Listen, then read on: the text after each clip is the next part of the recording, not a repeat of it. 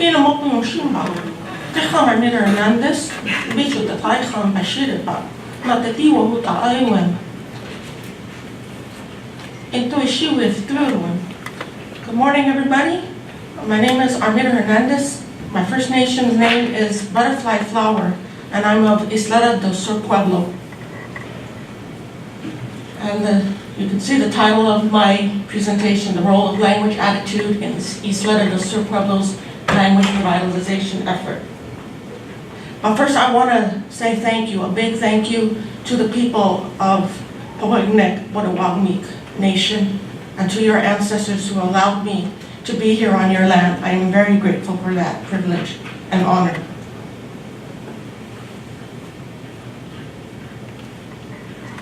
When we talk about indigenous language revitalization, a lot of folks even ask why? Why bother? We know that of the 6,000 or so living languages on the earth now, there are about 34%, actually 43% of them are in endangered language status, and that's according to the UNESCO Atlas of Languages in Endangered Status. And there are a lot of people who would argue that that's a good thing.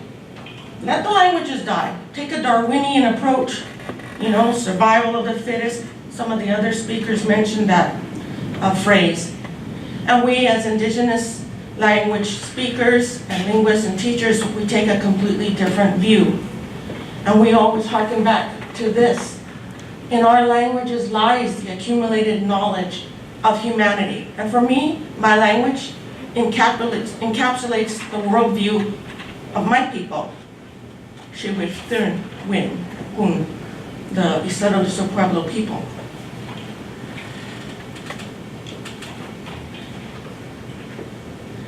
So actually, we view our languages as inherently valuable, worthy of preservation. But as a Pueblo person, I'm going to ad-lib a little here. I don't like to just stick to a prepared speech. I like to speak from the heart. For us, language is part of our spirit, because when you speak, what are you doing? You're exhaling. Each time that you exhale, part of your spirit is coming forth.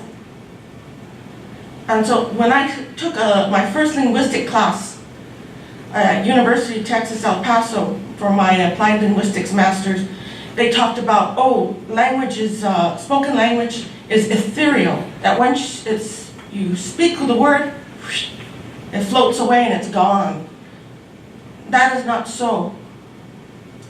We believe that once we speak, our words remain.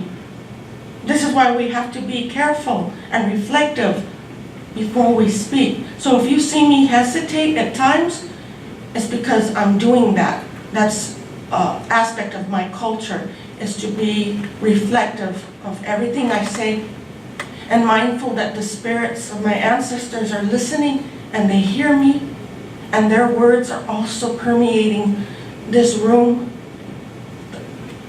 The words of your ancestors permeate. I stand at this podium not alone. I stand here with all of my ancestors at my side. Yeah? Makes sense? Okay, so let's move on. Yes, there are Indians in Texas. And Isleta del Sur Pueblo is one of only 3 federally recognized tribes. That does not mean that there are not more Indian people in Texas. It just means that they're living in communities that have not been able to achieve federal recognition, have assimilated in other ways to the point where they are no longer acknowledged as Indian communities. But those people know better. So yes, so we have that number of members approximately. Now unique to my tribe, because how many of you actually know where Isleta del Sur Pueblo is? It's in El Paso, Texas, in a very urban place. We're in the South Valley, surrounded by a metropolitan area. But we've been there since about 1680, after the Pueblo Revolt of 1680. So being so close to the border, we're dealing with 3 languages. It's a trilingual community. That's what makes it unique. We have English, Spanish, and Southern Tiwa. So my language is competing with two dominant European languages at this time. That's just a little bit about the size of our lands. And to give you a little bit of a historical context. Of course, you know, our creation stories tell us that we emerged, we came from the earth itself, and we came from the Chaco Canyon area. Then we migrated down to the Rio Grande Valley, and then our world turned upside down with the arrival of the Spaniards. And a long period of oppression began, but also of exchange, because my brother over here spoke, I can't remember his name, but he spoke very eloquently about how Native peoples have survived because of our ability to adapt. So we take what's good and useful from the new cultures coming in, but we never lose sight of who we are. We absorb, adapt. And after the Pueblo Revolt, my people specifically were the ones that followed some of the Spaniards southward from the Albuquerque area where Isleta Pueblo, the mother Pueblo, is, and moved down to the South Valley of El Paso. Then in the 1800s, again, another shakeup. Here comes another language group, an entirely new culture. The Americans come. And in the 1870s, they basically came in with shotguns and ordered our grandfathers off the land and said, I just bought this parcel here. You need to leave. So my people ended up becoming servants, farm workers on the land that formerly was part of their family. After a very long, drawn-out fight, you know, Potawatomi are familiar with that process, we did achieve federal recognition in 1987. But I want to tell you, we didn't get running water until, what was I? We got running water, I think, when I was about 6 years old. So we were, even though we were in El Paso, we were in a place they called the Barrio de los Indios, the neighborhood of the Indians, completely ignored by the rest of the world. There's good and bad to being ignored, you know? There's benign and malign neglect. That neglect allowed us to still be a very strong community with family ties and an understanding of our identity. So along with this whole movement, you know, in the 1960s, the civil rights movement got people thinking about, you know, who are we? What are we about? And we saw the African American brothers doing a great job of fighting for civil rights, and it caused Indian people to become a lot more active in their effort to gain empowerment. It's not to say that we were idle. That's a terrible word that some people like to describe Indians as, but it was a new way of thinking, energizing, I would say. So a lot of Indian communities started doing this. Let's set language programs, okay? Let's go out and get a grant. Get an ANA grant. In New Mexico, they have the Esther Martinez grant. So you start throwing money. Oh, let's develop a curriculum. We're going to set up classes. You can have the most beautiful curriculum, the most beautiful place. It doesn't have to be in a trailer. It could be in a nice fancy, hey, but PowerPoint and all, right? And some fancy talking linguist like me up there teaching. But is it working? Experience has shown us that that's not enough. You need to go back, rewind, and stop and think, what were the causes of our language loss? Or language shift, I prefer to call it. Because a language is never completely lost. It's in your genetic memory, right? It just needs to be woken up. So, people talk about language suicide, language murder, two opposing forces. Language suicide saying, oh, the people gave up on their language. That's why they don't speak it anymore. They just don't want to. Or language murder. Oh, these white people came and they told us, you can't speak your language, and you got the boarding schools. James Crawford, a very noted linguist, says, repression alone cannot fully explain the decline of minority tongues for the simple reason that people resist. Language is the ultimate consensual institution. Okay? So your community, if they want to save their language, preserve it, and pass it on, they've got to have that consent going on. Again, he says, except in the case of physical genocide, languages never succumb to outside pressures alone. There must be complicity on the part of speech community itself, changes in attitudes and values that discourage teaching its vernacular to children and encourage loyalty to the dominant tongue.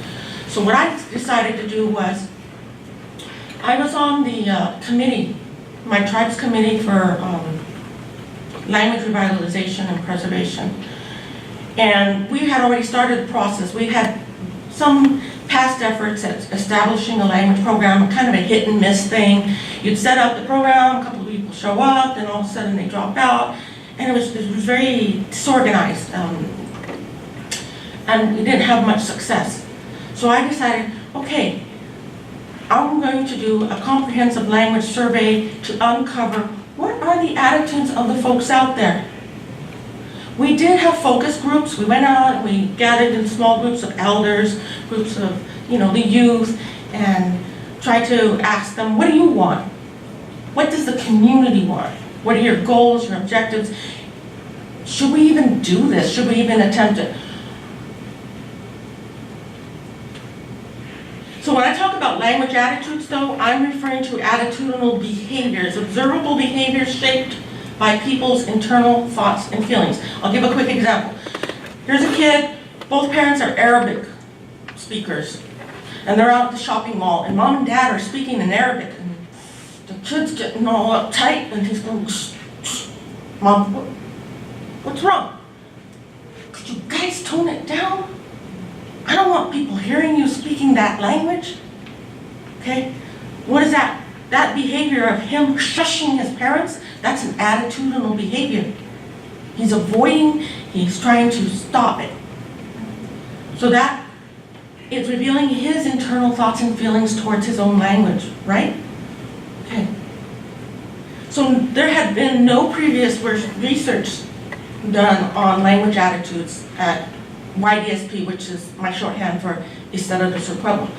So I set about to do this language survey. I had 256 questions divided into 6 different sections: demographics, family background, language use, language proficiency, language attitudes.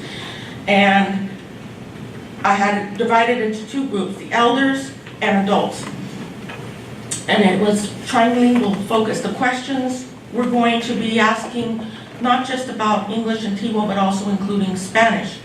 Now, how was I going to accomplish this? What I did was I used a program called REDCap. Has anybody heard of REDCap? Okay, it's Research Electronic Data Capture. It's a web-based application for devising and managing surveys, data, and for later analysis.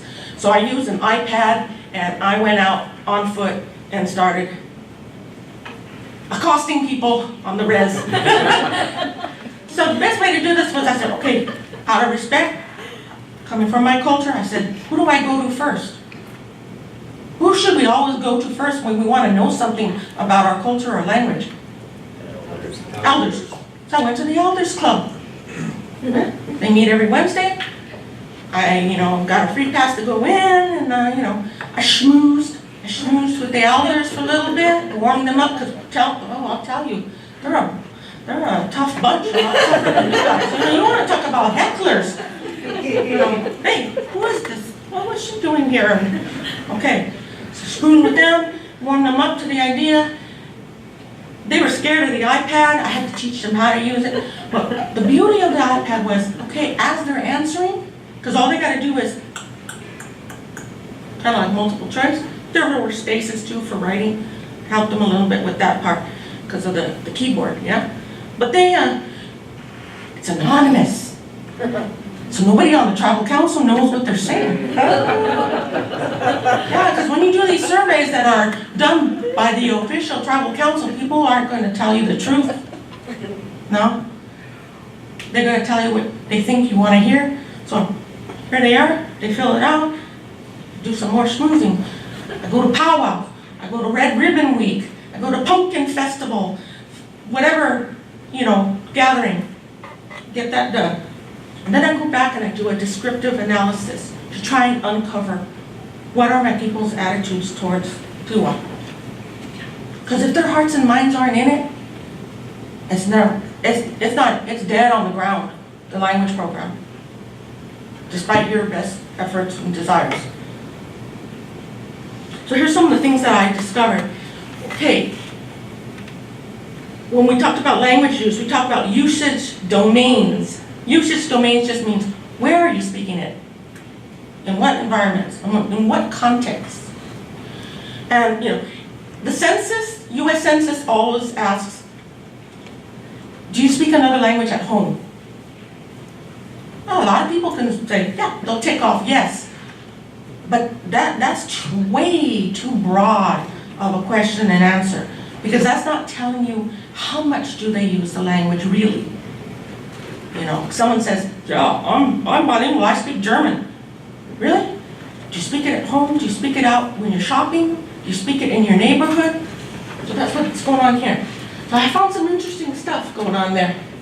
And we see that, for the most part, English and Spanish are kind of side by side, they're running alongside.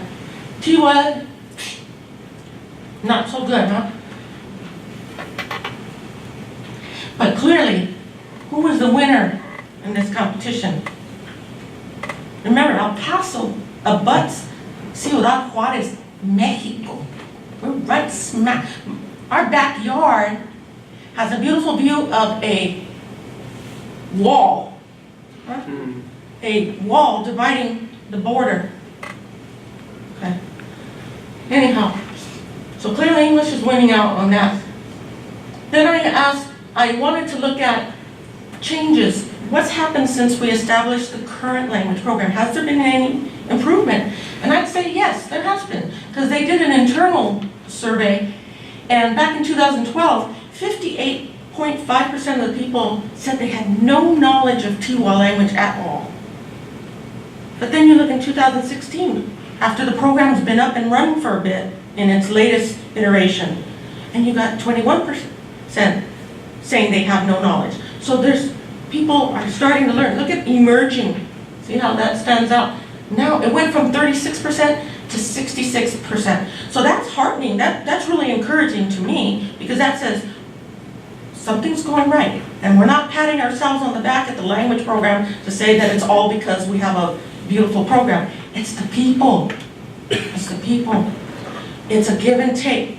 The program is getting them to have a renewed pride and desire to learn the language, but also the program itself feeds off of the people's desire, their language attitude.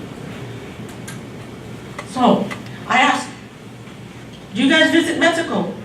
Because some people would say, well, they're on the border. They're probably more acculturated to Mexico. They're not identifying as native. Or some people even accuse us. They say, you guys are a bunch of Mexicans parading and masquerading as natives.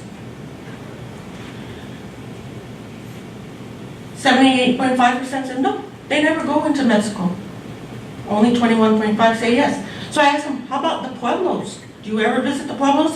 The closest pueblo is over 200 miles away, about 267 miles.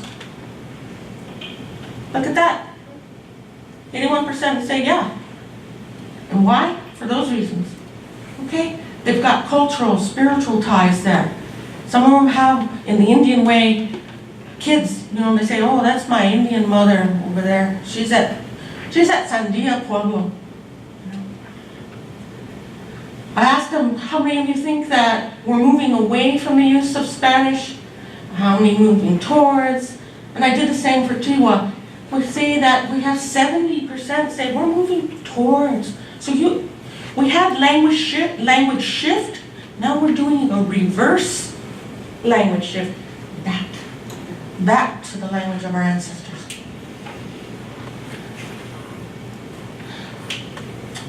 Along with that survey, I also went out and did some free-form interviewing. which means I took a digital recorder and just plopped down. I walk up to somebody at powwow, introduce myself, tell them what I'm up to, and if they were nice enough and wanted to talk, I'd sit down and record. And I got some beautiful, beautiful testimony from elders and from youth and other community members.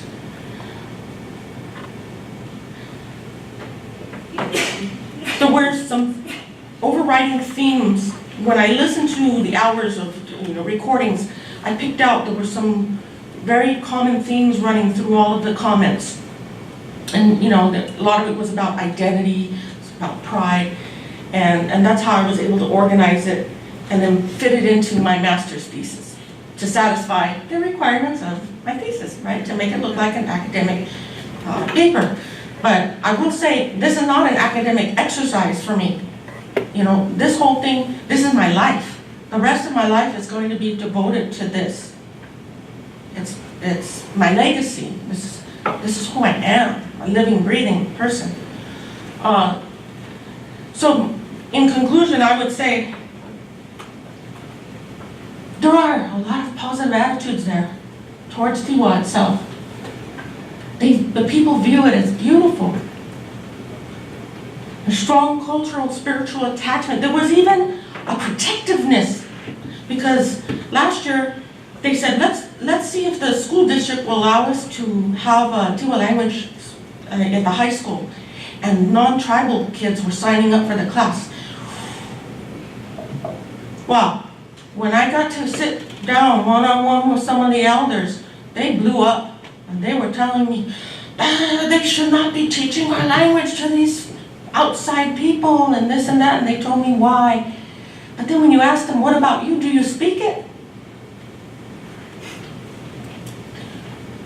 What was heartbreaking for me was to sit down with an elder who would tell me, with tears, I remember my grandma. I remember my grandma going out to feed the animals. And she would talk to the animals.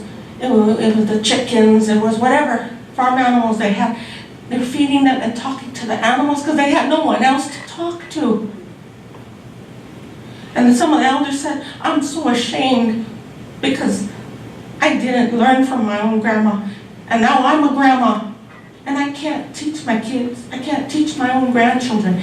We have there at Isleta de Sao Pueblo a pre-K program. We have 3- and 4-year-olds in immersion classes, okay? We have adult classes, but it's the sandwich generation in between that doesn't have the language.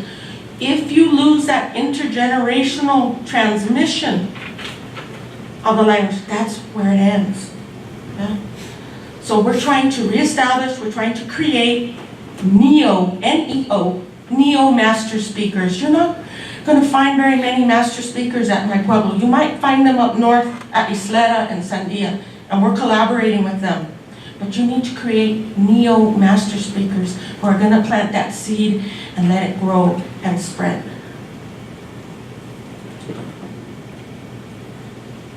There was a nearly universal strong desire to learn the language. People are willing to put in the time and the effort, and they have a desire to pass it on to succeeding generations. Our existing bilingualism there, the Spanish-English, is not a handicap. It's actually a plus because it facilitates language acquisition. If you already speak more than one language, it's all the more easy for you cognitively to acquire yet another language and another. Io parlo italiano un po', abbastanza per esprimermi, non molto bene. Mi hai capito? I learned that, Italian because I lived in Boston, Massachusetts for about 2.5 years. And you know what? I didn't take classes. No linguist came and told me the structure of the language and this and that. I was living in a convent with a bunch of Italian nuns. All the quality, parlavano italiano. So what happened to me? Every Wednesday they said, no English, we're going to speak Italian here. Lo and behold, here I am, speaking Italian. I go home and everyone says, hey, you talk different now. What happened to you? Right? Okay. So I just want to say, there's cause for optimism. Yes, it is an uphill battle, but it is infinitely worth it. And my raison d'etre, this is why I do what I do.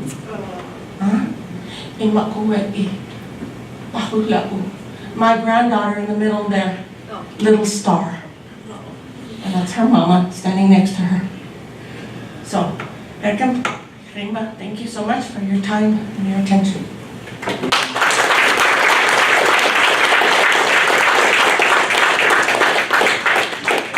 And now I'm open to questions. And if you're further interested, you can contact me there. And I'm sure they're memorializing this very disjointed and inarticulate presentation. And you can access it there. My thesis is copyrighted and it is also published. It's on ProQuest.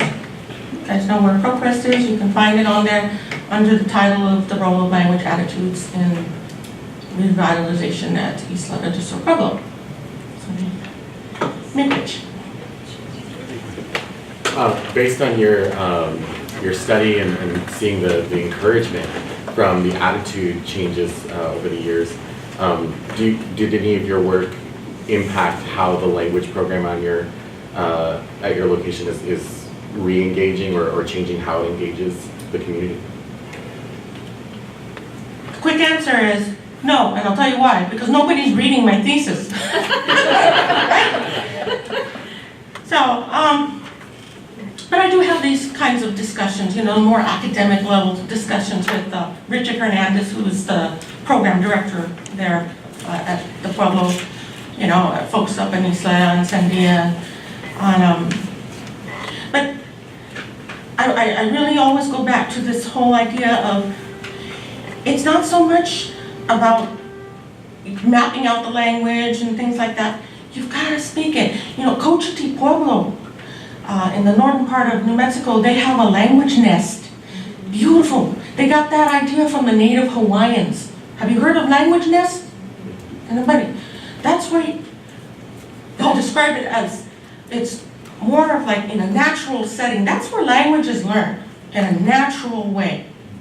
Not sitting in front of a blackboard or watching a PowerPoint.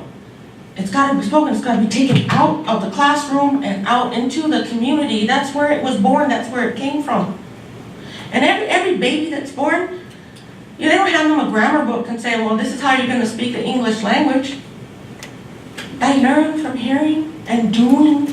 That's where you get that total physical response to ER, that sort of thing. So language nest, what that is, Cochiti set up an adobe home.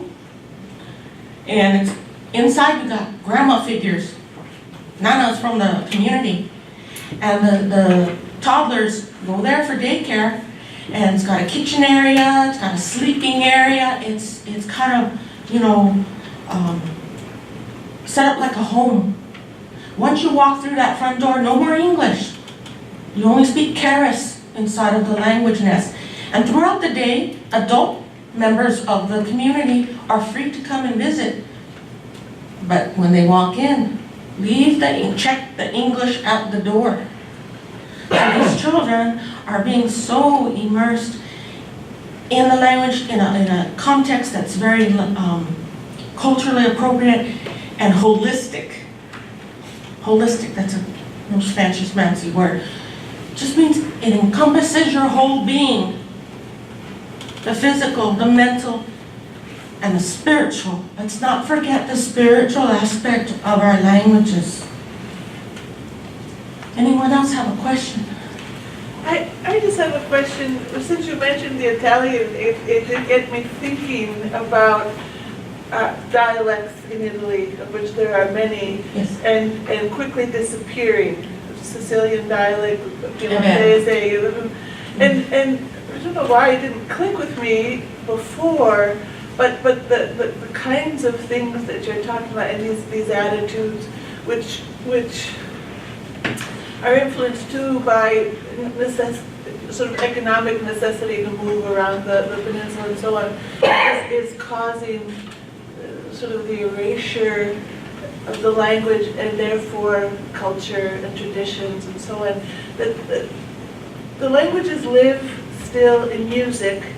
And so in addition to the kinds of things you're talking about, and just to see if there's an analogous sort of thread in your community, does the language live in music? I mean, is that one of the areas of preservation, or could you talk a little bit about that?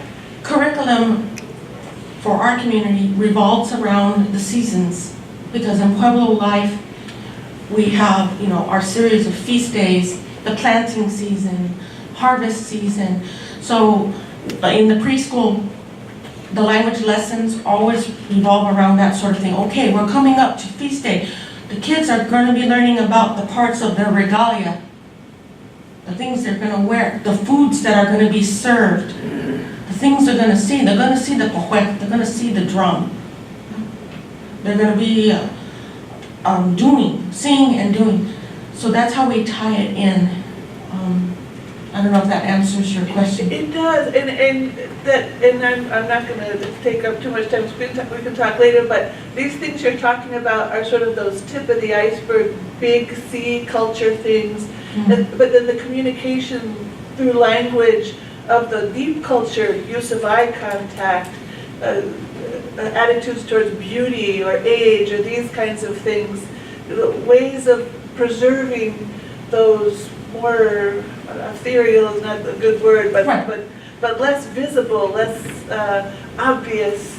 The paralinguistic aspects. That's right, exactly. Well, see, that's the whole reason why we do things the way we do, so that the children, when they go to feast day with their mom and dad, they're going to say, wow, I already know. They're comfortable. They roll right in, and they don't feel like outsiders. They are part of, very much cherished part of the whole ceremony. We have a feast day just after Christmas, the children's dances.